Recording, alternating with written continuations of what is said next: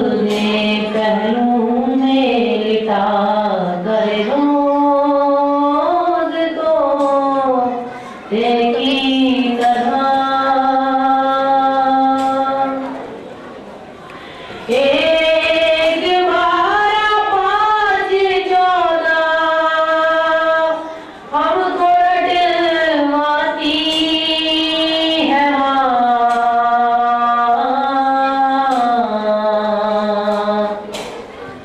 घर से जब परदेस जाना है कोई नूरे नजर हाथ में कुरान लेके दर पे आ जाती है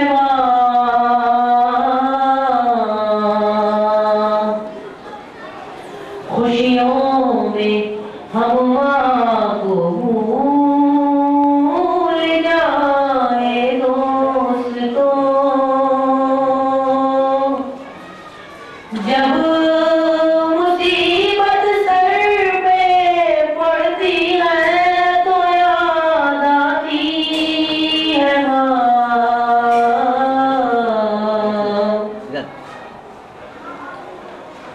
मौत की आगोश में जब थक के सो जाती है अपने हमको भूल कर रोते हैं जो शबीर को दो सर आसमां से आई हुई खुदा की भेजी हुई मुस्तफा से पाई हुई यही है देर दो सर आसमां से आई हुई बनी बनाई हुई और सजी सजाई हुई बनी बनाई हुई और सजी सजाई हुई यही है दो सर आसमां से आई हुई मुझे शाह का हूँ खुल्द में है घर अपनी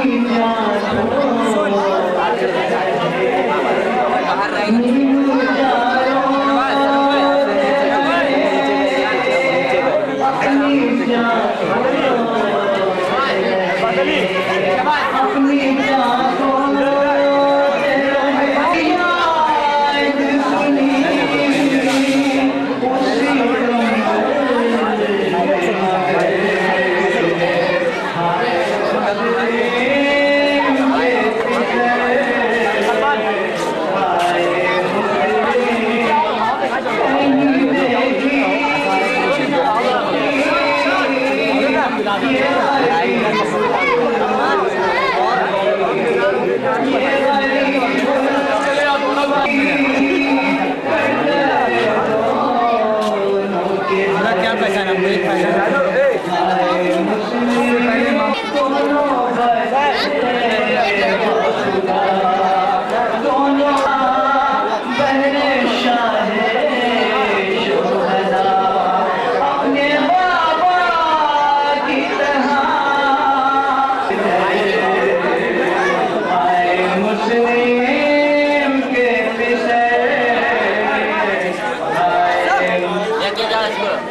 कौन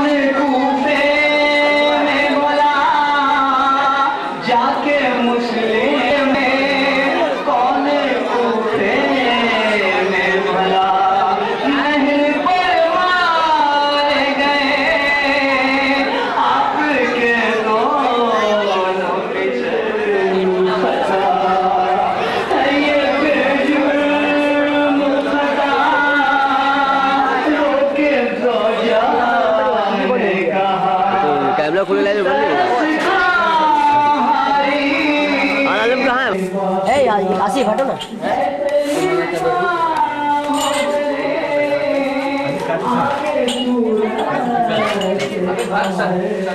اندر کون؟ آصف آصف ذرا بابو کیا ہوا؟ کتنا لگے گا؟ کتنا لگے گا؟ نہ لائیں گے ابھی 3 ڈبہ 3-4 ڈبہ اور باقی ہے. ختم ہو گیا صاحب.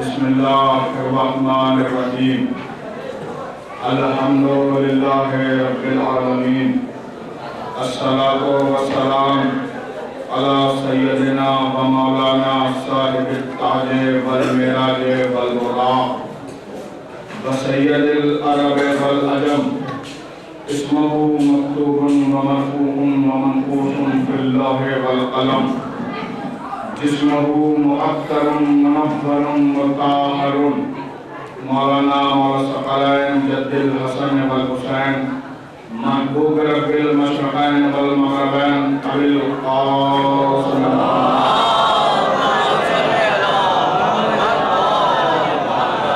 سید الوسیم و یاسف الدین امیر المومنین غالب علی کل غالب مطلوب لکل طالب یعنی علی ابن ابی طالب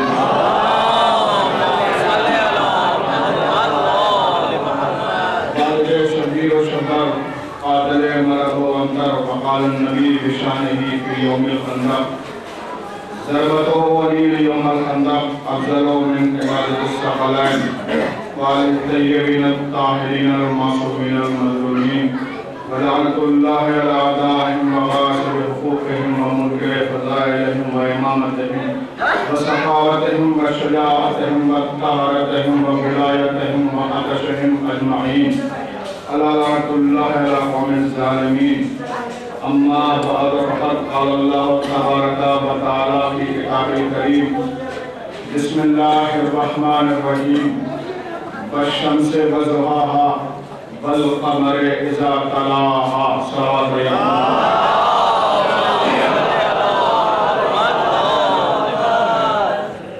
اب اس لیے گفتگو آغاز کیا جائے. جو حضرات باہر تشریف رکھتے ہیں وہ فرش اعضاء پہ تشریف لے آئیں، اس لیے کہ فرش اعضاء پہ سیدہ سلام اللہ علیہ تشریف لے آتی ہیں، اور جو حضرات تشریف لا چکے ہیں وہ تھوڑا سا آگے کو آ جائیں تاکہ آنے والوں کی جگہ ہو سکے. السلام علیکم.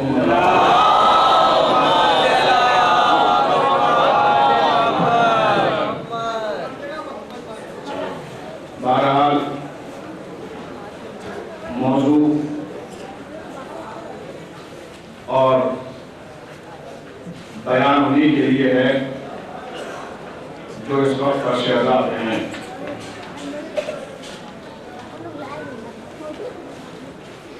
سورہ شمس کی آیت کی تلاوت کی میں نے. ارشاد ہوتا ہے والشمس وضحاها والقمر اذا تلاها، قسم ہے اس سورج کی جب وہ روشن ہوا. پھر بلا فصل قسم کھائی اللہ نے والقمر اذا تلاها، قسم ہے اس چاند کی جب وہ سورج کے پیچھے پیچھے چلا. اس سورج سے مراد وہ سورج نہیں ہے جو صبح کو نکلتا ہے شام کو غروب ہو جاتا ہے.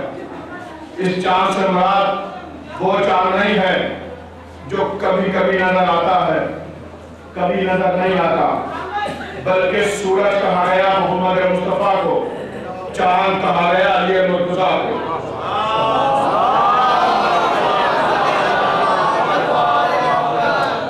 सूरज है मोहम्मद मुस्तफा, चांद है अली मुर्तजा।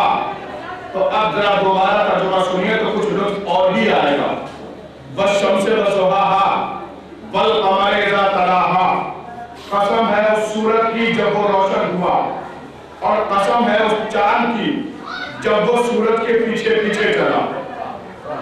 और देखिए, आप कहीं भी चले जाइए, किसी जगह में चले जाइए, किसी इलाके में चले जाइए, किसी कस्बे में चले जाइए, किसी देहात में चले जाइए, मैं समझता हूं कि कोई भी एक ऐसा इंसान आपको नहीं मिलेगा जो ये कहता हुआ नजर आए, साहब ये शाबान का सूरज है, ये रमजान का सूरज है, ये शव्वाल का सूरज है, ये ज़िलक़ादा का सूरज है, ये मुहर्रम का सूरज है, ये सफर का सूरज है। बल्कि जो भी मिला यही कहता हुआ मिला, रजब का चांद, शाबान का चांद, रमजान का चांद, शव्वाल का चांद, मुहर्रम का चांद, सफर का चांद। तो यहां से एक बात तो साबित हो गई कि सूरज एक होता है, चांद 12 हुआ करते हैं। अब थोड़ा जानकारी हो बेदारी के साथ आज की फजाइल सुनिए, इसलिए कि आज की मजलिस बनामे हजरत अब्बास है। आइए आके तबरुक में वफा ले आइए। अस्सलाम वालेकुम।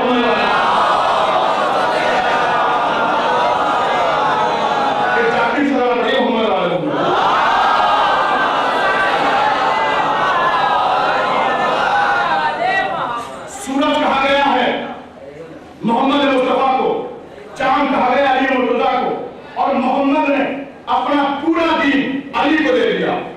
या यूं कहूं कि सूरज ने अपने हुकूक चांद को दे दिए। अब क़यामत का शरीयत सूरज से नहीं चलेगी, चांद से चलेगी। चांद निकलेगा तो ईद होगी, चांद निकलेगा तो मुहर्रम मनाया जाएगा, चांद निकलेगा इस्लाम में मोहम्मद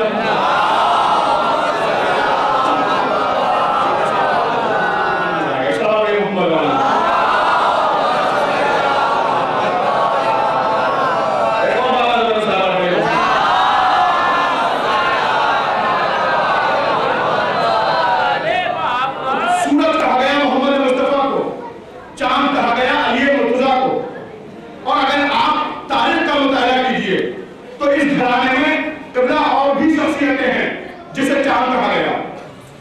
पहली शख्सियत है जनाब अब्दुल मुनाफ की, इनका लक़ब था कमरे बतहा, यानी बतहा वालों का चांद। दूसरी शख्सियत है अब्दुल मुनाफ की, इनका लक़ब था जनाब अब्दुल्ला, इनका लक़ब था कमरे हरम, यानी हरम वालों का चांद। तीसरी शख्सियत है मोहम्मद मुस्तफा की, इनको भी चांद कहा गया। हदीस लिखा है का अन्नहु बदरु फी लैलति तमामिही व कमालिही,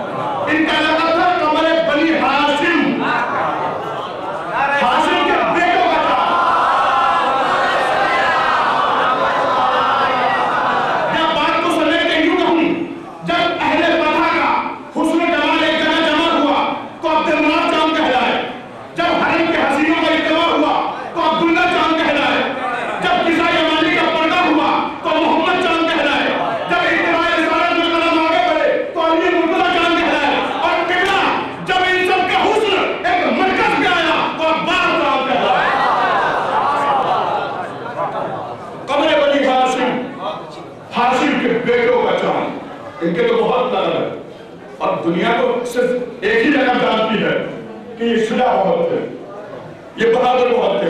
भाई शुजा उसे नहीं कहते जो तलवार लेके मैदान में आ जाए किसी को कत्ल कर दे, वो शुजा है, बल्कि शुजा अपने अंदर एक वसी माने रखता है।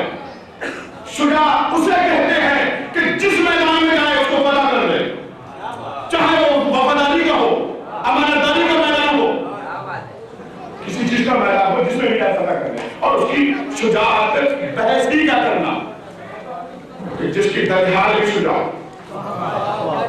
जिसकी ननिहाल भी शुदा, ननिहाल देखिए, हजरत अब्बास के परनाना जनाब आमिर, इनका लक़ब था मलाइकुल असला, नेज़ों से खेलने वाला। इनके बाद इनका नाम था हिजाम, हिजाम कहते हैं चौड़े सीने वाले को। और देखिए जनाब आमिर हजरत अब्बास के परनाना, तारीख कहती है कि इतने बड़े बहादुर थे, इतने बहादुर थे कि न जाने कितनी मरतबा इनाम में तलवारें हासिल की थी। और ये कौन नहीं जानता कि तलवार इनाम में बहादुर को दी जाती है, फुर्ती को नहीं दी जाती। और ये इतने बड़े बहादुर थे कि अरब वाले इनका नाम तलवारों को लिखते, क्योंकि तरीका था अरब का कि जो सबसे बड़ा बहादुर होता था उसका नाम तलवार लिखते।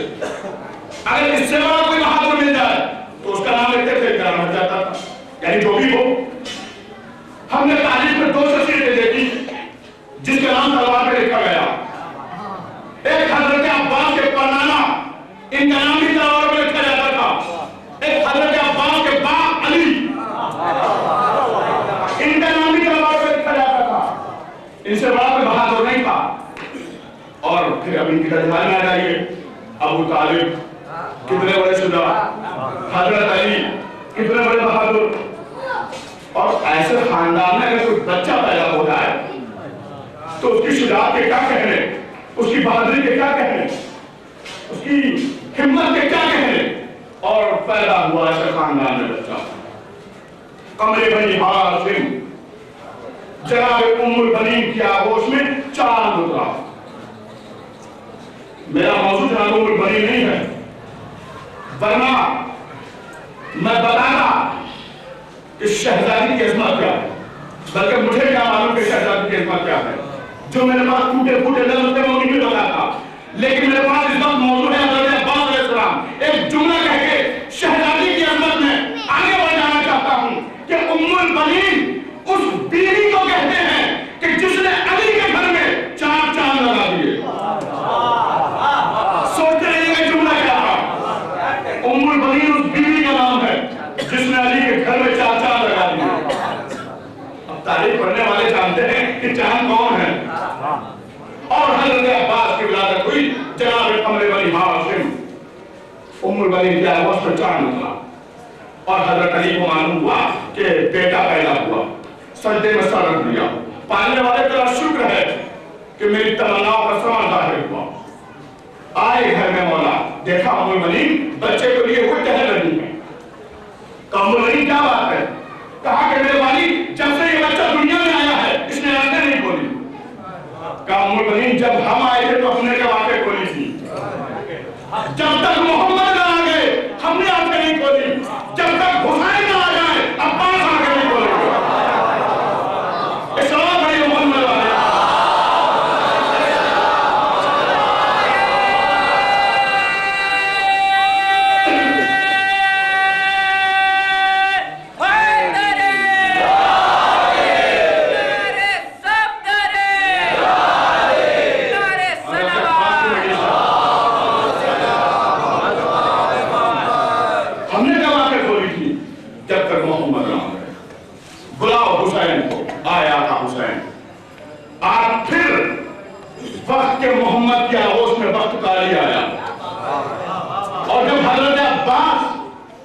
आगोश में आए इमाम हुसैन की तो आंखें खोल दी। भाई ने भाई को देखा, नहीं जुमलों को बदल कर कहूं, आज फिर अली ने मोहम्मद को देखा, आज फिर अली ने मोहम्मद की ज़ियारत की। आंखें से आंखें मिली, आंखें 4 हुई। और एक मर्तबा इमाम हुसैन ने पहला काम ये किया कि अपनी ज़बान को हजरत अब्बास के दफन में दे दी। लीजिए आज इमामत ने अब्बास को ज़बान दे दी। ये ज़बान देने का राज क्या है? इससे पहले हजरत अली ने आगोश में लिया तो अपनी ज़बान अब्बास के दफन में दे दी। आखिर ज़बान देने का राज क्या है? हमने तारीख में देखा कि शहजादी की विलादत हुई, पैगंबर ने आगोश में लिया, अपनी ज़बान को दफन में दे दिया। हजरत अली की विलादत हुई, अपनी ज़बान हजरत अली के दफन में दे दी। इमाम हसन की विलादत हुई, अपनी ज़बान दे दी दफन। इमाम हसन के किसने? पैगंबर ने। इमाम हुसैन की विलादत हुई, दे दिया पैगंबर ने। इस मजलिस में नाना भी होंगे, दादा भी होंगे। آپ دادا ہیں، دیجیے اپنے نواسے کے منہ میں زبان. آپ نانا ہیں، دیجیے اپنے نواسے کے منہ میں زبان. دادا ہیں، دیجیے پوتے کے منہ میں زبان. گھر والے ناراض ہو جائیں گے، بگڑ جائیں گے. یہ آپ کیا کر رہے ہیں؟ کیا آپ کو معلوم نہیں ہے کہ میڈیکل سائنس کیا کہتا ہے؟ کہ زبان جراثیم ہوتے ہیں، کیٹانو ہوتے ہیں. زبان جو ہے آپ ہم میں منتقل ہو جائیں گے. بھائی جہاں کیٹانو ہوں گے وہاں کیٹانو منتقل ہوں گے. جہاں علم ہو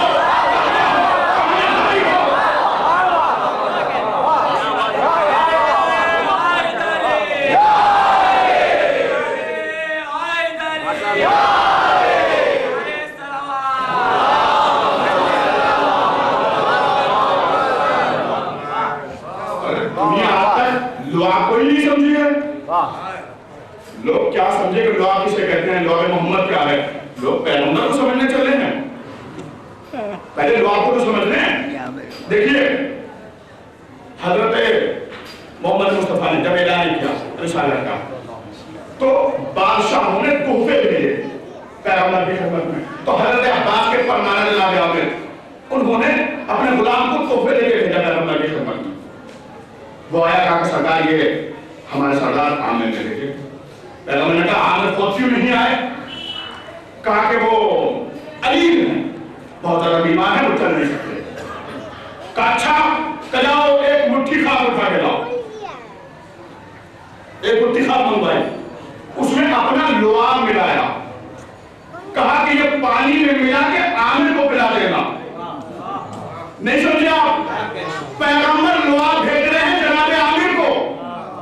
پیغمبر کا لعاب بھیجنا یہ بتا رہا ہے کہ کلاب خاندان نہ کبھی کافر رہا نہ خود پر رہا. یہ پیغمبر کا لعاب ہے، کسی کافر کو نہیں جا سکتا، کسی خود پر کو نہیں جا سکتا. اگر فاطمہ بنی کلاب، اگر کلاب خاندان کبھی بت پرست رہا ہوتا تو پیغمبر کو لعاب کبھی نہیں جاتا. یہ بتا رہا ہے کہ نہیں، یہ قبیلہ کبھی بت پرست نہیں رہا، یہ قبیلہ کبھی کافر نہیں رہا اور لعاب بھیج دیا. اور جانتے ہیں پیغمبر کا لعاب کیا ہے؟ مولا کائنات منبر پہ جاتے تو کہتے تھے سلونی سلونی، اور پھر کہتے تھے اس لیے کہ میں جانتا ہوں کہ قرآن نازل کہاں ہوا، کس جگہ پر آیا، کیا پیغام لایا، اس کا ناسب کیا ہے، منسوب کیا ہے. اور اس کے بعد کہتے تھے یہ جو میں بول رہا ہوں یہ لعاب محمد ہے. اللہ نے جب لعاب یہ ہے تو محمد کا خون کیا ہوگا؟ اسلام ہے یہ محمد اللہ.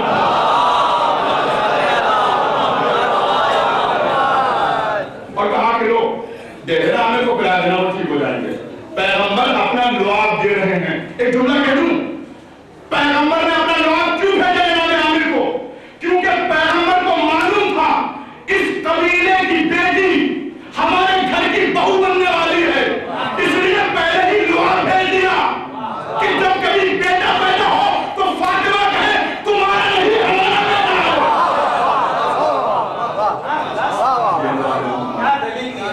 لعاب محمد کو تجھے دنیا. اور دیکھیے یہ واقعہ سب نے لکھا ہے. قمر علی ہاشم میں بھی موجود ہے، خصائص عباس میں بھی موجود ہے. آیت النقل باسی نے واقعہ لکھا کہ نجف کے عالم کو غرور ہو گیا تھا کہ میں عالم ہوں، میرے پاس علم ہے. اور حضرت عباس کا علم مشکوک ہے اور میں عالم ہوں. حضرت عباس کے خواب میں آ گئے. کیا کہتا ہے؟ تو عالم ہے؟ یہ بتا کس کا علم تجھ تک پہنچا جو تو عالم بنا؟ کہنے لگا آپ کے باپ علی کا.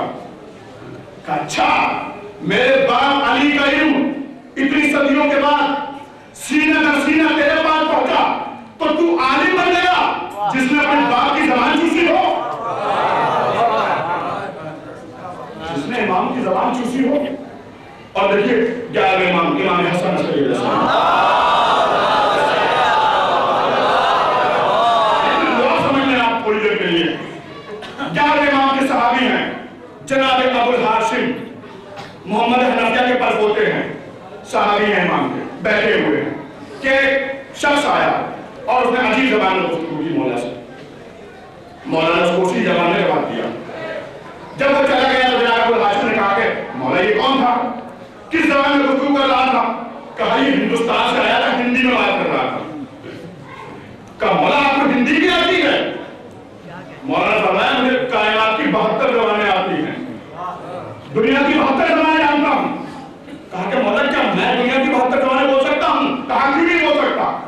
یہ کنکری اٹھا، مولا نے کنکری لی، اپنے نواب سے مس لی، کہا اسے اپنے دہن میں رکھ لے۔ ابو الحاشم کہتے ہیں جیسے ہی میں نے وہ کنکری کو اپنے دہن میں رکھا، میں دنیا کی 72 زبانیں بولنے لگا۔ ارے غیر معصوم، اگر معصوم کا لعاب اپنی زبان سے مس کر لے تو دنیا کی 72 زبانیں بولنے لگتا ہے، اس کا کیا عالم ہوگا جس نے علی کی زبان چوسی، حسن کی زبان چوسی، حسین کی زبان چوسی۔ السلام علیکم محمد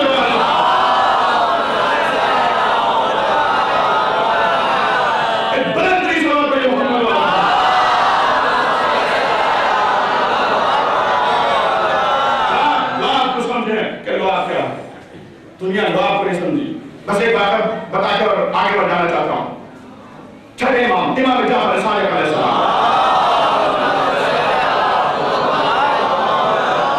مولا جا رہے تھے، جابر جوفی، وہ جابر نہیں، جابر جوفی کچھ گنگنا رہے تھے، قبر سی رہے مانگا جابر کیا کر رہے ہو؟ کہا کہ مولا سے وقت گزارنے کے لیے گنگناتا رہتا ہوں۔ کہا کہ اگر وقت گزارنا ہے تو قرآن پڑھا کرو۔ کہا کہ مولا میں جانتا ہی ہوں قرآن پڑھنا، میں تو جاہل ہوں، ان پڑھ ہوں۔ مولا کہا کہ علم کے سامنے جہالت کرو نہ روکتے ہو، جاؤ سامنے دکان سے ایک شکر کا دانہ لے آؤ۔ جابر دوڑتے ہوئے گئے، شکر کا دانہ لے آئے۔ مولا نے اپنی زبان سے مس کیا اور کہا کہ اسے کھا جاؤ۔ جابر نے جیسے ہی کھایا دہن میں پہنچا، ایک مرتبہ زمین پہ ہاتھ دے کے اور ٹیک کے جانے لگے۔ مولا نے کہا کہ جابر کہاں جا رہے ہو؟ کہ مولا چوراہے میں جا رہا ہوں، آپ کے دادا علی کی ولایت کا خطبہ دوں گا۔ آپ کے دادا علی کی ولایت کی فضائل پڑھوں گا۔ اور ایک مرتبہ چوراہے پر پہنچا، فضائل پڑھنا شروع کر دیے۔ لوگوں نے کہا کہ جابر بس ہمارا سینہ تنگ ہو رہا، ہمارا کلیجہ پھٹا جا رہا ہے۔ جابر وہاں سے گئے، جنگل میں پہنچ گئے، جنگل میں جا کر لے کے فضائل پڑھنے لگے، پرندے بڑا بڑا گرنے لگے۔ جابر وہاں سے چلے، ایک اندھے کنویں کے پاس آئے اور اس کنویں سے کہتے ہیں ایک کنویں تو جانتا ہے کہ علی کیا ہے؟ علی یہ ہے، علی یہ ہے، علی یہ ہے۔ کنویں سے پانی نکلنا شروع ہو گیا۔ جابر واپس آئے کپڑے پھاڑتے ہوئے، مولا سے ملاقات ہوئی۔ جابر کیا بنا رکھا ہے؟ کہ مولا آپ کے دادا کے فضائل سینے میں موجے مار رہے ہیں اور کوئی برداشت نہیں کر سکتا، کوئی نہیں سننے کو تیار ہے، سب کے کلیجے تنگ ہو رہے ہیں، پھٹے جا رہے ہیں ان کے سینے۔ مولا کا جابر رات کو ملنا۔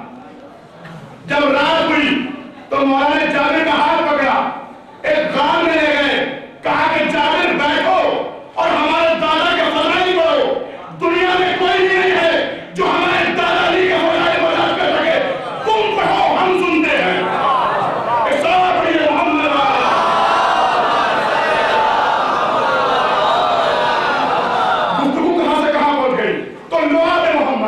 اور لعاب معصوم امام حسین علیہ السلام نے اپنی زبان کو حضرت عباس کی زبان میں دیا۔ حضرت عباس نے امام کی زبان چوسی۔ لیجئے امامت زبان دے رہی ہے کسے؟ عباس کو۔ اور ایک مرتبہ مولا کائنات نے کہا بیٹا حسین بچے کا نام رکھو۔ دیکھیے پیغمبر جب میرا سے واپس آئے تو پیغمبر نے کہا تھا یا علی تمہارے یہاں ایک بیٹا پیدا ہوگا، اس کا نام میں نے لوہے محفوظ پہ لکھا ہوا ہے عباس۔ یہ کس نے کہا؟ پیغمبر نے۔ کس سے؟ مولا سے۔ تو مولا نے یہ نہیں کہا اپنے بیٹے حسین سے کہ تمہارے نانا نے اس طرح فرمایا تھا لہذا اس کا نام عباس رکھ دو، کہا کہ بیٹا حسین بچے کا نام رکھو۔ ابھی بھی نہیں سمجھے تو پھر یوں سمجھئے کہ امام حسن کی ولادت ہوئی، پیغمبر تشریف لائے، کہا کہ یعنی بچے کا نام رکھا، کہا کہ یا رسول اللہ میں آپ پہ شفقت نہیں کر سکتا، کہا کہ تم مجھ پہ شفقت نہیں کر سکتے، میں اللہ پہ شفقت نہیں کر سکتا۔ معلوم یہ ہوا بچے کا نام نہ نبی رکھے گا نہ امام، بچے کا نام اللہ رکھے گا۔ جبریل نازل ہوئے، سرکار اس کا نام حسن رکھیے۔ حسین کی ولادت ہوئی، کہ بچے کا نام رکھا، کہ یا رسول اللہ میں آپ پہ شفقت نہیں کر سکتا، کہا آپ پہ شفقت نہیں کر سکتے، میں اللہ پہ شفقت نہیں کر سکتا۔ جبریل نازل ہوئے، اس بچے کا نام حسین رکھیے۔ اس بچے کا نام حسین رکھیے. لیجئے اب حضرت عباس کی ولادت ہوئی ہے, پیغمبر ہے نہیں, وحی آئے گی کیسے؟ اس لیے پیغمبر پہلے ہی کہہ گئے کہ میں نے جو ہے اس پہ ایک نام دیکھا ہے, وہ عباس ہے, اور اس بیٹے کا ہے جو تمہارے یہاں پیدا ہوگا. تو یہ حدیث نہیں سنائی بلکہ حسین سے کہا بچے کا نام رکھو. یعنی ثابت کرنا چاہتے ہیں, بتانا چاہتے ہیں علی کہ دیکھو جس لوح کی تحریر کی تلاوت شب معراج محمد نے کی تھی, یہاں سے حسین کر رہے ہیں. اور بچے کا نام رکھا, کہا کہ ہم نے ان کا نام عباس رکھا. عباس, عباس کے کیا معنی ہیں؟ شیر. ایک جملہ کہہ دوں, بنی ہاشم اپنے بچوں کے نام شیر ہی رکھتے تھے, وہ نام نہیں رکھتے تھے جس کے معنی سب بولیے کہ ہوں, شیر ہی رکھتے تھے. اسد شیر, حیدر شیر, عباس شیر. اور شیر کے بھی مختلف نام ہیں. علامہ اسد حیدر ہاشمی کی کتاب ہے اسماء الاسد, انہوں نے پورے 500 نام لکھے ہیں شیروں کے, اور وہ کہتے ہیں کہ شیر جیسے جیسے رنگ بدلتا ہے شیر کا نام بدلتا ہے. ہم تو ایک ہی رنگ لگائے ہوئے ہیں, سب کو شیر کہتے ہیں, لیس کو بھی شیر, قصور کو بھی شیر, غضنفر کو بھی شیر, زیغم کو بھی شیر. وہ کہتے ہیں ایسا نہیں ہے, شیر کی جیسی جیسی حالت بدلتی ہے, عمر ڈھلتی ہے, اس کا نام بدلتا ہے. وہ کہتے ہیں کہ شیر جب بلندی سے ترائی کی طرف آتا ہے, نشے کی طرف آتا ہے, تو اس منظر میں شیر کو حیدر کہتے ہیں. شیر جب بلندی سے نشے کی طرف آئے تو اس منظر میں شیر کو حیدر کہتے ہیں. وہ کہتے ہیں شیر جب جنگل میں دہا رہا ہو اور اپنی رہائش میں ٹہل رہا ہو تو اس منظر میں شیر کو زیغم کہتے ہیں. پھر وہ آگے کہتے ہیں کہ شیر اپنے شکار کو زمین پہ گرا کے بھمور رہا ہو, اس منظر میں شیر کو لیس کہتے ہیں. وہ کہتے ہیں شیر جب جانوروں کے پورے ریوڑ کو بھگا رہا ہو تو اس منظر میں شیر کو قصور کہتے ہیں. وہ کہتے ہیں شیر جب ٹہل رہا ہو اور ہلکی ہلکی بوندہ باری ہو رہی ہو, اس منظر میں شیر کو غضنفر کہتے ہیں. اور ایک مرتبہ وہ آگے لکھتے ہیں کہ عباس اس شیر کو کہتے ہیں جس سے شیر بگڑتے ہو. جس سے شیر بگڑتا ہے اسے کہتے ہیں عباس. عباس کے معنی شیر کے ہیں. بنی ہاشم اپنے بچوں کے نام شیر ہی رکھتے تھے, اور عباس شیر کو کہتے ہیں جسے شیر نے پالا.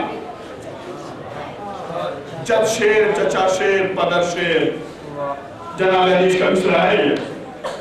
ان کے گھرانے میں سبھی شیر ہیں اور یہ خود شیر ہے. کون پال رہا ہے؟ علی پال رہے ہیں.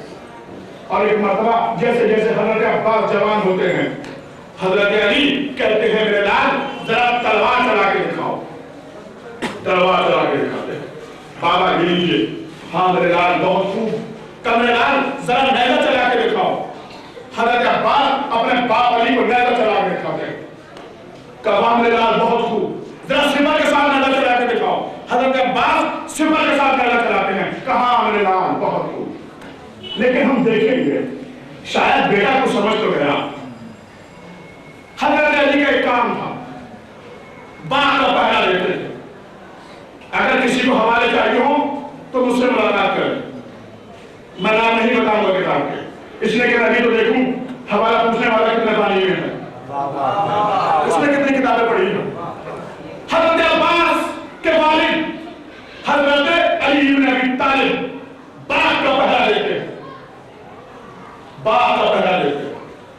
ایک روز جناب ام المؤمنین نے بھیجا کہ جاؤ اپنے بابا کو بھیجو, آج باغ کا پہرا تم دو. 9 سال کی عمر ہے اس وقت حضرت عباس کی. گھوڑے پر سوار ہوئے, پہنچے. کہ بابا آپ کو ماں نے بلایا, ماں نے بلایا, اماں نے بلایا, باغ کا پہرا ہم دیں گے. کہ میرے لال باغ کے پہرے کا مطلب جانتے ہو؟ کہ تو بابا جی حکم فرمائیں. قمر لال باغ کی پہریداری اس بات کی ہے کہ کوئی باغ کے اندر نہ جانے پائے. کہ بابا جیسا آپ کا حکم ہو کوئی باغ کے اندر نہیں جائے گا. قمر لال اگر کوئی ایسا آ گیا جو باغ کے اندر جانا چاہے تو کہا کہ بابا ہم تلوار نکال لیں گے. ہم اس سے کہیں گے اگر تو تلوار چلانا جانتا ہے تو ہم سے مقابلہ کر. اگر تو ہمیں زیر کر دے تو تو باغ میں چلا جا. اگر ہم تجھے زیر کر دے تو تو واپس چلا جا. قمر لال کا خوب فیصلہ کیا. قمر لال ٹھیک ہے ہم اجازت دیتے ہیں تم تلوار نکال لینا. امامت اجازت دے رہی ہے. حضرت علی گھوڑے پر سوار ہو کے واپس چلے گئے. ادھر حضرت عباس اپنے باغ کے انداز میں باغ کا پہرا دے رہے ہیں. کبھی تلوار کو نکال لیتے ہیں حمایت کر دیتے ہیں کبھی بلند کر لیتے ہیں اور ایک مرتبہ چکر لگا رہے ہیں باغ کے چکر لگاتے ہوئے جب سر دروازے کی طرف آئے 5 چکر میں تو حضرت عباس نے دیکھا کہ سامنے سے کوئی سوار ہے جو گھوڑے کی لگام کو اٹھائے ہوئے گھوڑے کو دوڑائے ہوئے چلا رہا ہے اور اس نے اپنے چہرے پہ نقاب ڈال رکھی اور وہ حضرت عباس کے پاس سے گزرا. حضرت عباس نے دیکھا کدھر جاتا ہے کدھر کا ارادہ ہے. دیکھا کہ یہ باغ کی طرف جا رہا. حضرت عباس نے اپنے گھوڑے کی باغیں اٹھائی اور اس کے گھوڑے کے سامنے اپنے گھوڑے کو لاکے روکا. کہا کدھر کا ارادہ ہے. کہا باغ میں جا رہے ہیں. کہ بابا نے منع کیا ہے کوئی باغ میں نہیں جا سکتا. تو ہم تو باغ میں جائیں گے. کہا کہ ہم تلوار نکال لیں گے. اگر تمہیں تلوار چلانا آتی ہے تو ہم سے مقابلہ کرو. اگر تم ہمیں زیر کر دو تو تم باغ میں چلے جاؤ. اگر ہم تمہیں زیر کر دیں تو تم واپس چلے جاؤ. اگر ہم تمہیں زیر کر دیں تو تم واپس چلے جاؤ. تم ہمیں زیر کر دو تو تم باغ میں چلے جاؤ. کہا ٹھیک ہے. یہ سن کے تلوار نکال دی. سرکار نے بھی تلوار نکال دی. اب اس آنے والے نے اس سوار نے وار کیا. حضرت عباس نے وار کو روکا. پھر اس نے تلوار کو ہٹا کے دوسرا وار کیا. حضرت عباس نے پھر وار کو روکا. دیکھیے حضرت عباس وار نہیں کر رہے ہیں وار کو روک رہے ہیں. حالانکہ وار کو روکنا بہت مشکل ہوتا ہے اس لیے کہ جب تلوار پورے فورس سے آتی ہے تو گھوڑے کی کمر جھک جاتی ہے. لیکن یہ حضرت عباس کا کمال ہے کہ جنبش بھی نہیں ہوتی ہلتے بھی نہیں. سوار بان کرتا ہے. سرکار بان کو روکتے ہیں. کبھی یہ پیچھے ہٹتے ہیں تو وہ آگے بڑھتا ہے. کبھی وہ پیچھے ہٹتا ہے تو یہ آگے بڑھتے ہیں. وہ بان پہ بان کرتے ہیں یہ بان کو روک رہے ہیں. عرب کا ایک دستور تھا کہ عرب کے مرد جب جنگ میں آتے تھے تو اپنے گھر کی عورتوں کو اٹھاتے تھے صبح اور کہتے تھے کہ جا باہر تنوں سے روٹی لگانا مجھے جنگ پہ جانا. اور ان کے گھر کی عورتیں اٹھتی تنوں سے روٹی لگاتی وہ روٹی کھاتے اور جنگ پہ جاتی. ایک شخص نے اپنی زوجہ کو اٹھایا جا باہر تنوں سے روٹی لگا لے میں تک لشکر اور سامان تیار کرتا ہوں اسلحے تیار کرتا ہوں کہ جنگ پہ جانا. ٹھیک ہے. اس نے آ کر ڈھونڈا اگر وہ چلی تو تنور کے پاس جو جانا پڑتا تھا وہ باغ سے ہو کر جانا پڑتا تھا. آپ سب لے کر دیکھیں اس لیے کہ آپ کا کہنا میں اسلام رہے محمد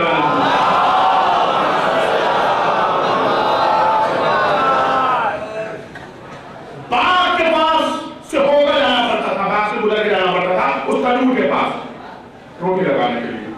وہ عورت چلی تو اس نے دیکھا جب باغ کے پاس پہنچی کہ 2 سوار آ رہے ہیں.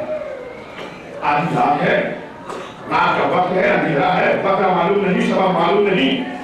ایک بار کرتا ہے ایک بار کو روکتا ہے. کبھی یہ پیچھے ہٹتے ہیں تو وہ آگے بڑھتے ہیں کبھی وہ پیچھے ہٹتے ہیں تو یہ آگے بڑھتے ہیں. آخر وجہ کیا ہے. لڑائی دیکھتی رہی. ایک مرتبہ چونکی کہ کافی وقت گزر گیا اب تو تنور بھی ٹھنڈے ہو گئے ہوں گے اب تو روٹیاں بھی لگنا بند ہو گئی ہوں گی اور شوہر انتظار کر رہا ہے اسے جنگ پہ جانا ہے. واپس ہوئی اب کیا کریں لیکن گھر کو جانا ہے. گھر پہنچی اس کے شوہر نے کہا کیا روٹیاں تنور سے لگا رہی. کہا نہیں. کہا کہ میں جنگ پہ جانے کے لیے تیار رہتا ہوں اور اتنی دیر کے بعد واپس آئی ہے ابھی تک خبر لیتا ہوں. یہ کہہ کے اس نے تلوار کو اٹھایا چونکہ اصل سامنے رکھا ہوا تھا. تلوار کو اٹھایا اور ایک مرتبہ اپنی زوجہ پہ حملہ کرنے کے لیے دوڑا. اس کی زوجہ کی نظر دیوار پہ پڑی. دیوار پہ تلوار لٹک رہی تھی. اس کی زوجہ نے پڑھ کے دیوار سے تلوار اٹھائی. اس کے شوہر نے وار کیا اس نے وار کو روکا. اس نے تلوار کو ہٹا کے پھر وار کیا اس نے پھر وار کو روکا. اب یہ وار کرتا ہے وہ وار کو روکتی ہے. شکست بھی نہیں کھاتی گرتی بھی نہیں، گرتی بھی نہیں، اور لڑتے لڑتے دونوں صحن میں آ گئے۔ جب کافی دیر ہو گئی لڑتے ہوئے تو اس نے تلوار کو پھینکا، اور پھینکنے کے بعد کہتا ہے نیبت یہ بتا ساری زندگی تو تم میرے ساتھ رہی، یہ تلوار چلانا کب سیکھی؟ تلوار چلانا کب سیکھی؟ میں نے تو کبھی تلوار اٹھائی نہیں، میں نے تو کبھی چلائی نہیں۔ کب پھر آج کیوں اٹھائی؟ کب میں نے کہاں اٹھائی؟ تو نے تلوار اٹھا کے میرے پر حملہ کیا، میری نظر تلوار پہ پڑی، میرے ہاتھ نے اشارہ کیا اٹھا، میں نے اٹھایا، تو نے مجھ پہ وار دیا، جو کچھ وار میں وہاں دیکھ کے آئی تھی ویسے ہی میرا ہاتھ چلنے لگا، اور میں روکنے نہیں کہا کہاں لے کے آئی تھی؟ کہا وہاں باغ میں دو سوار لڑ رہے ہیں۔ کہا کہ چل دکھا کہاں لڑتے ہیں؟ کہا چل اگر لڑتے ہوں گے تو مجھے دکھاتی ہوں۔ دونوں پہنچے، کیا دیکھا باغ میں ویسے ہی دو سوار لڑ رہے ہیں، وہ بات کرتے ہیں یہ بات کو روکتے ہیں، اور ایک مرتبہ دونوں دیکھنے لگے۔ اب آپ کا سناٹا ٹوٹے گا، آپ ابھی تک خاموش تھے، ایسا لگ رہا تھا کہ آپ جنگ سن نہیں رہے تھے، دیکھ رہے تھے۔ اور ایک مرتبہ وہ جو چہرے پہ نقاب ڈال کے آئے تھے وہ بات کرتے تھے، یہ بات کو روکتے تھے، دونوں دیکھ رہے ہیں کہ سوال لگ رہے ہیں۔ ایک مرتبہ انہوں نے دیکھا وہ جو چہرے پہ نقاب ڈال کے آئے تھے، انہوں نے نقاب کو بچا کے کہا عباس بس میں علی ہوں۔ اس سوال پہ محمد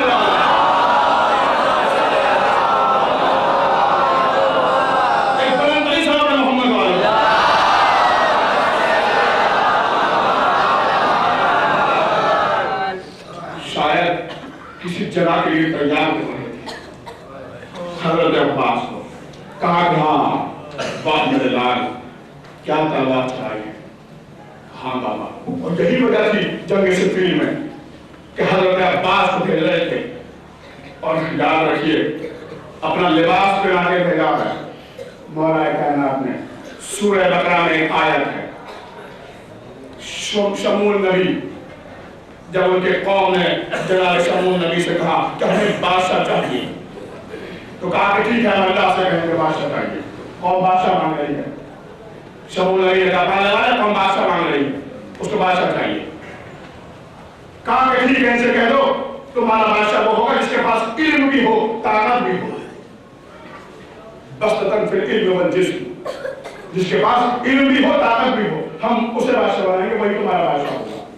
جناب شمول نبی نے قوم سے کہا کہ تمہارا بادشاہ وہ ہوگا جس کے پاس علم بھی ہو طاقت بھی ہو، اور اللہ نے کہا اے شمول نبی ان سے کہہ دو کہ ہم تمہیں تابوت سکینہ بھی دیں گے۔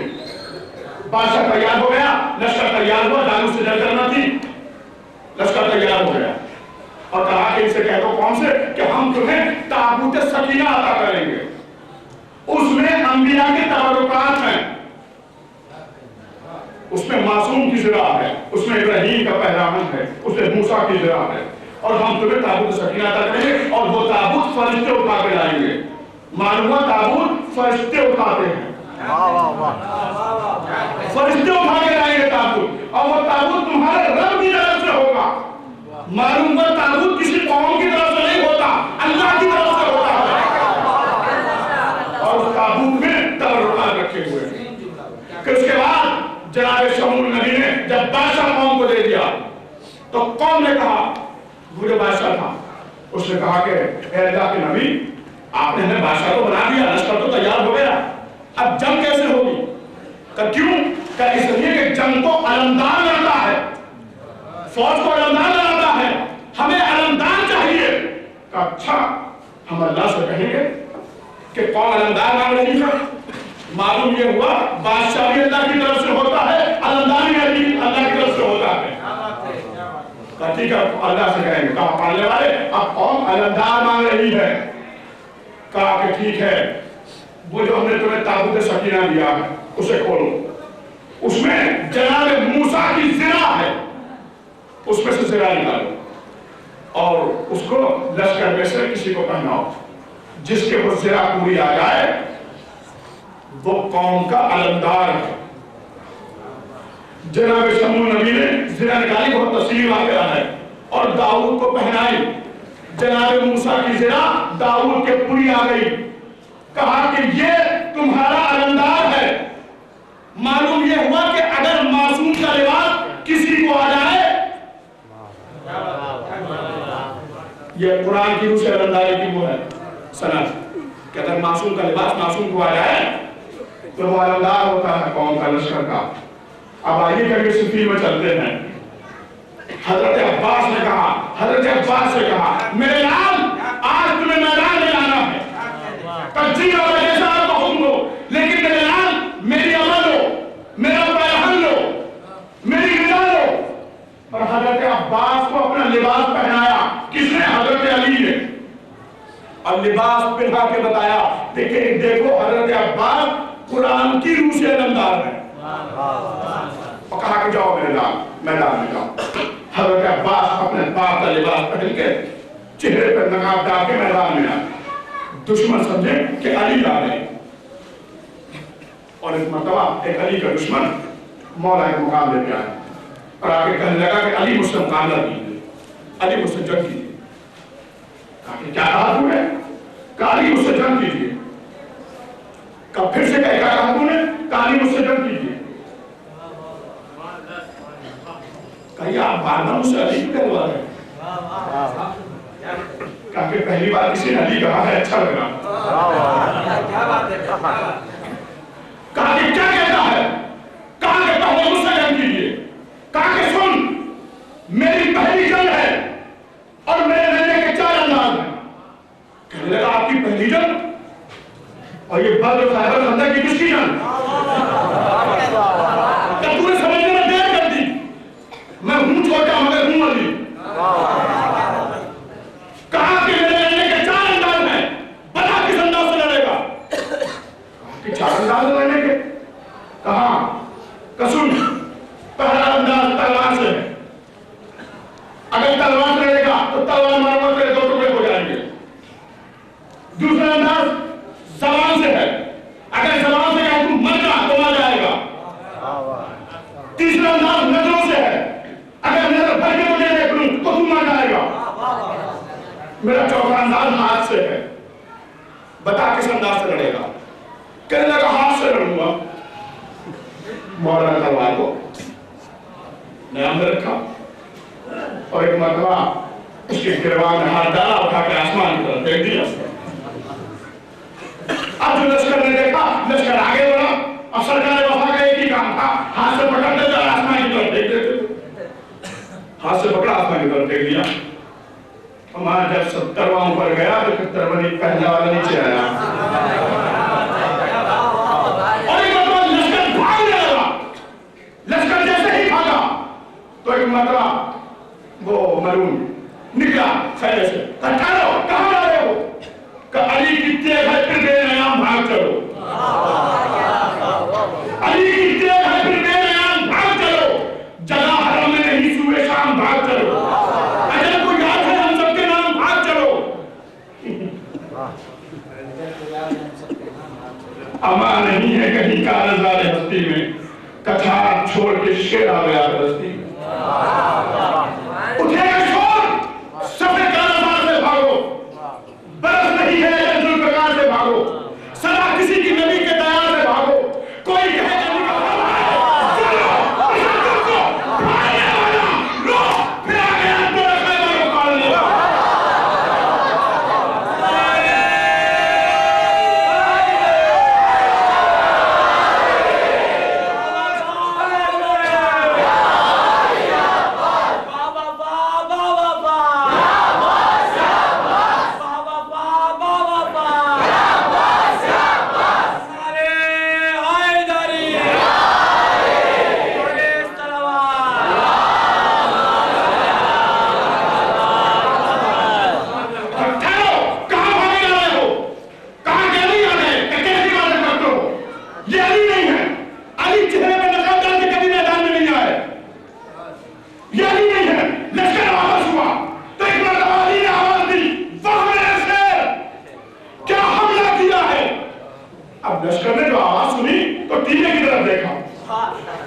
देखा अली को वहां है, लेकिन ये जो सवाल है अंदाज भी वही,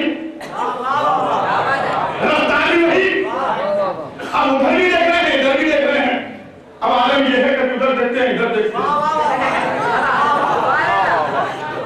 उधर भी अली, इधर भी अली, कह लगे इधर भी अली, उधर भी अली। پھر ہاں دوسرا لشکر جو آدھا بٹا ہوا تھا وہ کہنے لگا کہ چھوٹا علی وہ بڑا علی. اگر میں ہوتا تو کہتا خاموش کیا بکتی ہو چھوٹا علی بڑا علی. ارے یہ کیوں نہیں کہتے وہ محمد کا علی ہے حسین کا علی. اسلام علیہ محمد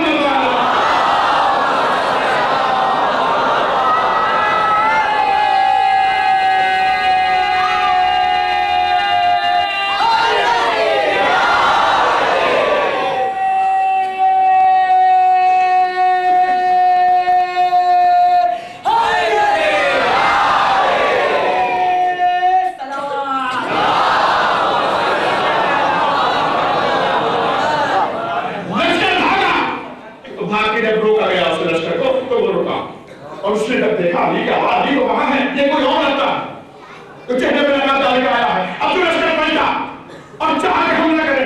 سرکار نے حملہ کیا ادھر والا کائنات نے دیکھا کہ لشکر جب پلٹا ہے تو ایک مرتبہ ذوالفقار نکالی گھوڑے پر سوار ہوئے اور گھوڑے کو دوڑاتے ہوئے حضرت علی میدان میں آئے. حضرت عباس کے برابر میں اپنے گھوڑے کو لگایا. چہرے سے نقاب الٹی چہرے سے نقاب الٹی. اب جو دونوں باپ بیٹے نے حملہ کیا تو فوجیں بھاگی. ایک مرتبہ سے وحید کا ٹھہرو کہاں جا رہے ہو کہاں بھاگنے دے میدان میں راستہ کو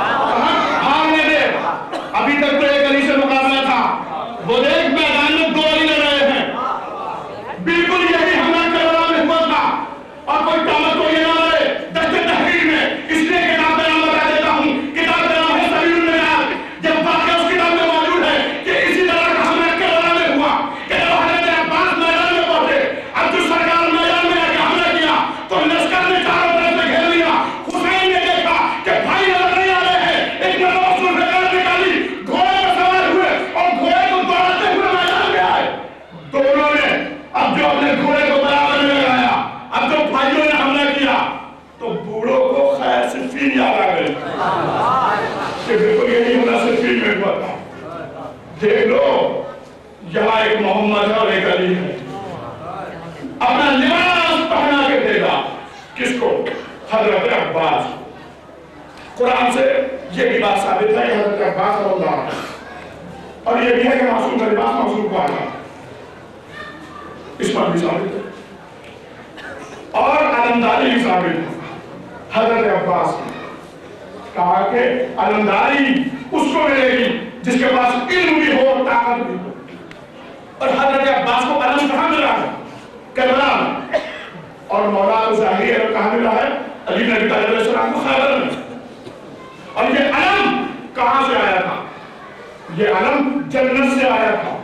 اس لیے کہ اللہ نے جناب شیش پر وحی کی کہ اب تم حابیل کے قتل کا بدلہ لو، خون کا بدلہ لو. تو کہا کہ پہلے والے کیسے؟ اب نہ جانے کون کہاں بسا ہوا ہے، کیسے ہم پکارے سب کو اور لشکر تیار کریں. تو اللہ نے جنت سے ایک علم بھیجا. کہا کہ شیش اس علم کو بلند کرو. جب یہ پھیلا ہوا میں لہرائے گا تو جو دور دور بسے ہوئے ہیں وہ دیکھیں گے یہ انوکھی چیز کیا ہے جو آسمان پہ لہرا رہی ہے.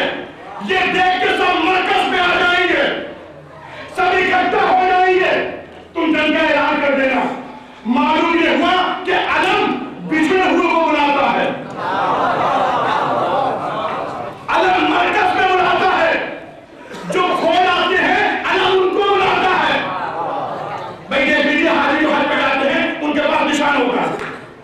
تو طرح طرح کے نشانات ہیں، کسی کا کوئی نشان ہوتا ہے، کوئی کسی کا کوئی نشان ہوتا ہے، لیکن پہلے جب حاجی جایا کرتے تھے، قافلے جایا کرتے تھے، تو ان کے پاس ایک پرچم ہوتا تھا، سب کے پاس الگ الگ پرچم، ہر قافلے کا الگ پرچم. کہ بھائی یہ پرچم کیوں ہے، یہ نشان کیوں ہے؟ کہا کہ یہ نشان اس لیے ہے کہ اگر ہمارا کوئی لشکر سے نکل جائے، کھو جائے، تو یہ پرچم بتاتا ہے ادھر آ، ادھر ہے علم. معلوم کیا ہوا پرچم علم مرکز میں بلاتا ہے. اب پتہ چلا 1460 سے ہم علم کو کیوں اٹھا رہے ہیں. ارے علم کو اٹھا کے بناتے ہیں، اگر کوئی راہ میں رہ گیا ہے پرچم لے کے آ جائے. آ جائے مرکز پہ پرچم کو اٹھا رکھا، کہا لو اس کو بلند کرو. ہم پرچم کو بلند کیا، آئے اور جنگ کا اعلان ہو گیا. تو سب سے پہلے یہ اعلان جناب شیش نے بلند کیا، پھر اس کے بعد یہ اعلان نبیوں میں آیا. ہر نبی نے اس علم کو بلند کیا. جناب سلیمان نبی نے اس علم کو بلند کیا، جناب ابراہیم نے علم کو بلند کیا. یہ علم نبیوں میں بلند ہوتا رہا. سلیمان نبی کی حکومت میں یہ علم لہراتا تھا اور سفید رنگ کا علم تھا جو آیا تھا. پھر یہ علم بنی اسماعیل میں آیا. بنی اسماعیل میں سب سے پہلے جناب قصی نے اس علم کو بلند کیا. جناب قصی کے بعد جناب کلاب نے اس علم کو بلند کیا. جناب کلاب کے بعد جناب عبد المناف نے اس علم کو اٹھایا. جناب عبد المناف کے بعد جناب ہاشم نے علم کو اٹھایا. جناب ہاشم کے بعد عبد المطلب نے اس علم کو بلند کیا. عبد المطلب نے ابو طالب کو دیا، ابو طالب نے محمد کو دیا، محمد نے علی کو دیا، علی نے حسین کو دیا، حسین نے کربلا عباس کو دیا، حضرت عباس کو علم دیا. اب اس علمداری، یہ جو علمداری ہے یہ حضرت عباس کے پاس ہے. حضرت عباس کے بعد کوئی علمدار نہیں ہے. دو چیزیں دیکھی میں نے تاریخ میں جو کسی سے آگے نہ رہی، ایک نبوت، ایک علمداری. نبوت جناب آدم سے چلی، محمد مصطفیٰ میں ٹھہر گئی، سرکار سے آگے نہ بڑھی. علمداری جناب شیش سے چلی، حضرت عباس میں ٹھہر گئی. نہ محمد کے بعد کوئی نبی، نہ عباس کے بعد کوئی علمدار. اور عباس نے علمداری پا کہ سرکار کے بعد کوئی علمدار نہ بن سکا. اور یہ علمداری، یہ علم جناب شیش نے سب سے پہلے بیان کیا. پھر یہ علم بلند ہوتا ہے. جنگ بدر اسلام کی پہلی جنگ، اس میں جناب حمزہ نے علم کو اٹھایا تھا. جناب جنگ احد میں بھی جناب حمزہ نے علم کو اٹھا رکھا. اور جنگ بدر میں اب جو حملہ کیا ہے مولا نے، اپنے دشمن کو مارا، چچا کے دشمن کو مارا. اور ایک مرتبہ مولا نے دیکھا کہ کافر علم اٹھا رہے ہیں، کفار علم بلند کر رہے ہیں. ایک مرتبہ گھوڑے کو آگے بڑھایا اور جو علم اٹھائے ہوئے تھا کفر کا، پرچم اٹھائے ہوئے تھا، اسے قتل کرا. وہ مارا گیا. دوسرا آگے بڑھا، اس نے علم اٹھایا، علی نے اس کو بھی کاٹا. تیسرا آگے بڑھا، اس نے علم اٹھایا، علی نے اسے بہتر دیا. چوتھا آگے بڑھا، اس نے علم اٹھایا، علی نے اسے بچایا. پانچواں آگے بڑھا، اس نے علم اٹھایا، علی نے اسے زمین پہنچ دیا. چھٹا آگے بڑھا، اس نے علم اٹھایا، علی نے اس کو مارا. 9 علمداروں کو علی نے پیر در پیر مارا. پھر اس کے بعد کسی نے علم کو نہ اٹھایا. میں کہوں گا کہ علی اتنا خراب کہ جو بھی علم اٹھاتا ہے اسے قتل کر دیتے ہیں. کہ کیوں قبر نہ کروں، کافر کے علم سے کیا لینا دینا.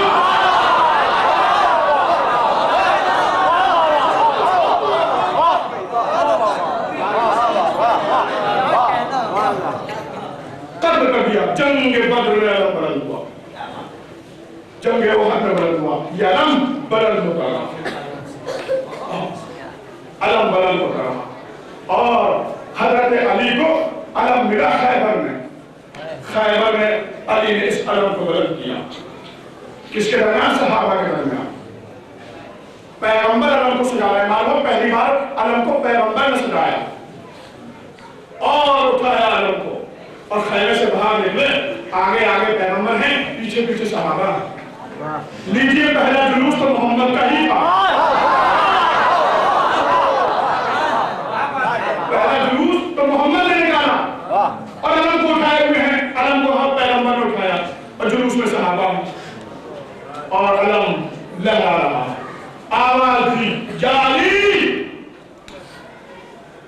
ادرکی نادر علی پڑھ یا زحمت نبی یا ناصر النبی اور علی آئے جی آقا ہو تو جاؤ یہ علم ہے خیبر میں محمد نے علی کو علم دیا کربلا میں حسین نے عباس کو علم دیا وہاں بھی بھائی نے بھائی کو علم دیا یہاں بھی بھائی نے بھائی کو علم دیا خیبر میں علمداری ملی حضرت علی کو کربلا میں ملی حضرت عباس کو لیکن ہاتھوں کو جوڑ کے سر کو جھکا کے میں مولا سے کہوں گا آقا آپ کو علم ملا خیبر میں آپ کے بیٹے عباس کو علم ملا کربلا میں لیکن ایک فرق ہے جس مجمع میں آپ کو علم ملا اس میں کوئی بھگانا تھا سب ہیرے نہیں تھے کنکر پتھر بھی تھے لیکن جس مجمع میں حضرت عباس کو علم ملا کوئی حضرت جیسا کوئی مولا جیسا کوئی رسول جیسا ایک جملہ کہہ دوں اے میرے آقا اے میرے مولا کنکر پتھر میں ہیروں کو چننا اور ہے ہیروں میں ہیروں کو چننا اسلام بڑی محمد والا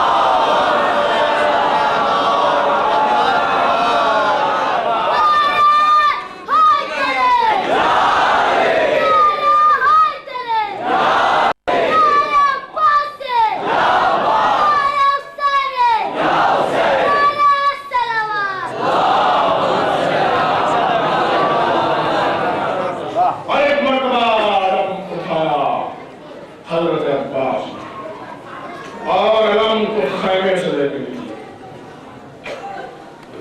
وہاں کس نے سجایا تھا محمد نے یہاں کس نے سجایا کربلا میں حسین نے حسین منی وانا من الحسین علم کو سجایا اور کس نے دیا حضرت عباس دہریبا جن و انس و ملک کا ہجوم ہے خیمے سے اب علم کے نکلنے کی دھوم ہے حضرت عباس علم کو لے کے خیمے سے باہر نکلے اور پھرنے کو لپیٹا ہوا ہے دیکھیے جو کربلا میں سب سے بڑا کام تھا وہ سب سے بڑے شہید کو دیا گیا دریا پہ جانا کوئی آسان نہیں تھا کہ کہہ دیا عباس جاؤ پانی لے اور سرکار چلے گئے دریا پہ جانا آسان نہیں تھا بہت بڑا کام تھا دریا پہ جانا پانی لینا اس لیے کہ خیمے سے لے کے دریا تک پہرے لگے ہوئے تھے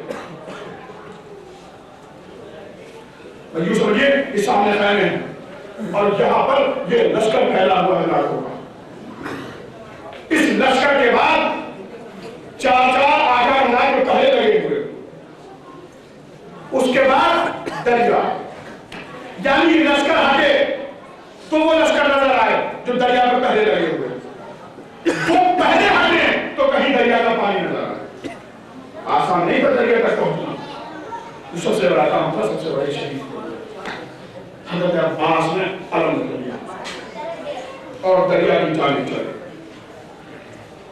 آیا تاریخ پڑھیے اور مولا قتل کیا کھڑا گیا جب لشکر مارا تو وہ جو دریا کے پہرے لگے ہوئے تھے انہوں نے تیروں کو چھوڑا تاریخ کہتی ہے کہ تعداد میں جو تیر چلے تھے وہ 12,000 تھے گویا کہ ایسا لگ رہا تھا جیسے تیروں کی چادر حضرت عباس کی طرف آ رہی ہو لوہے کی چادر آ رہی ہے لیکن سرکار کا ایک ایسا بات تھا کہ ایک تیر اس میں تعلق نہیں لگا سارے تیروں کو کاٹ دیا مولا اب دریا پہنچے مسجد کو بھرا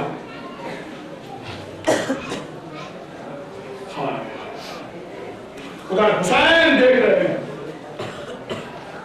حضرت عباس دریا سے واپس ہوئے سنتے ہیں آپ مسائل سرکار ایک ظالم نے ایسا بات کیا سرکار کا بازو قلم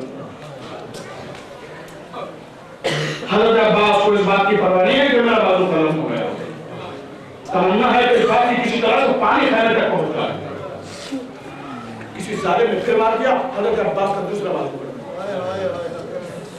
لیکن حضرت عباس کو پرواہ نہیں ہے کہ میرا بازو کر، تمنا ہے تو اس بات کی کسی طرح سے پانی کھانے تک پہنچ جائے، بس اللہ بدل ہو گیا۔ ایک تیر سنسناتا ہوا آیا، مشق سکینہ پہ لگا، ادھر پانی بہا، ادھر خون پانی ہوا۔ حضرت عباس نے کہا ہے میرے وفادار گھوڑے، اب خیمے میں نہ جانا، چل واپس کر۔ ادھر حسین علی اکبر سے کہہ رہے